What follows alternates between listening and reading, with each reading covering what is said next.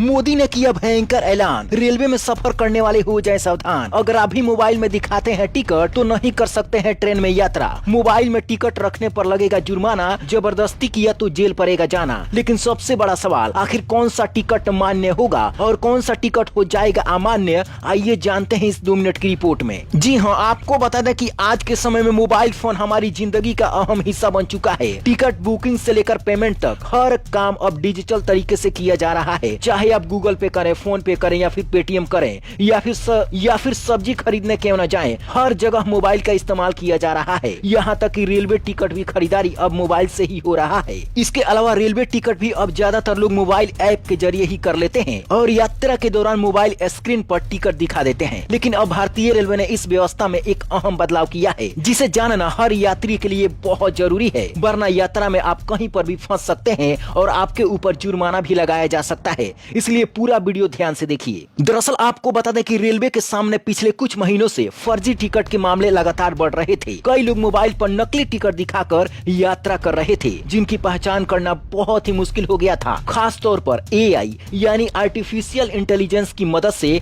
बनाए गए फर्जी टिकट रेलवे के लिए बड़ी चुनौती बन गए थे। टीटी को भी समझ में नहीं आ रहा था कि टिकट असली है या फिर नकली है। इसी वजह से रेलवे को लगा कि अगर नियमों को सख्त नहीं किया गया तो धोखाधड़ी और भी बढ़ सकती है। यहाँ पर सबसे पहले समझिए, रेलवे का टिकट 3 जगह से निकाले जाते हैं। पहला, यूटीएस ऐप यानी भारतीय रेलवे का यह आधिकारिक ऐप है। इस ऐप के जरिए भी आप टिकट बुक कर सकते हैं, लेकिन इस टिकट को भी आप अपने मोबाइल में दिखाते हैं तो उसको अब माना नहीं जाएगा। इसके अलावा रेलवे प्लेटफॉर्म पर कई सारे मशीन भी लगाए जाते हैं। उस मशीन से भी अगर आप टिकट निकालते हैं वो भी अमान्य माना जाएगा। इसके अलावा रेलवे काउंटर से भी अगर आप कोई भी टिकट लेते हैं और सिर्फ मोबाइल पर फोटो खींचकर दिखाते हैं तो उसे अब माना नहीं जाएगा। मतलब जो भी टिकट आप ऑनलाइन निकालेंगे या फिर काउंटर से भी निकालेंगे और उसका फोटो दिखाएंगे तो उस पर आप यात्रा नहीं कर सकते हैं। अब सबसे बड़ा सवाल ये है कि आखिर कौन सा टिकट दिखाएंगे तो आप रेलवे में सफर कर सकते हैं। तो इसके लिए आपको सावधान रहना पड़ेगा। रेलवे ने साफ कह दिया है कि ऐसे मामलों में यात्रियों को टिकट की छपी हुई कॉपी यानी हार्ड कॉपी साथ रखना जरूरी है, ताकि टिकट की सही तरीके से जांच की जा सके। यह नियम मुख्य रूप से अनारक्षित टिकट पर यात्रा करने वाले यात्रियों पर लागू किया गया है, यानी जो लोग जनरल डिब्बे में यात्रा करते हैं उनकी मुसीबत आ गई है। अब चलिए जानते हैं कि कौन से लोग मोबाइल पर टिकट दिखाकर रेलवे में सफर कर सकते हैं। तो आपको बता दें कि जो यात्री आईआरसीटीसी से रिजर्व टिकट बुक करते हैं उनके लिए फिलहाल मोबाइल पर टिकट दिखाना मान्य रहेगा। चाहे आप स्लीपर का टिकट बुक करते हैं, सेकंड एसी का करते हैं, थर्ड एसी का करते हैं या फिर एसी फर्स्ट क्लास का बुक करते हैं, तो आप मोबाइल में ही टिकट रख सकते हैं, उसका फोटो भी दिखा सकते हैं और रेलवे में आसानी से सफर कर सकते हैं। अनारक्षित जो टिकट होता है